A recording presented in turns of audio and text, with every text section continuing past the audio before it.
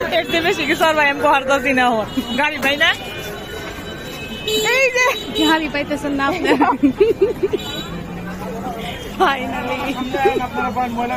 Flashback. আসসালামু আলাইকুম everyone. তো অনেকদিন যাবত বাসায় বসে থেকে বোর হচ্ছিলাম, এর জন্য ননদকে নিয়ে বের হইলাম।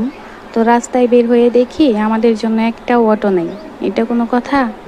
তো সামনের দিকে হেঁটে রওনা হইলাম, দেখি সামনে এরকম পানি। তো আমি তো চিন্তায় পড়ে গেলাম যে কেমনে এইটুকু ভেদ করে পার হব।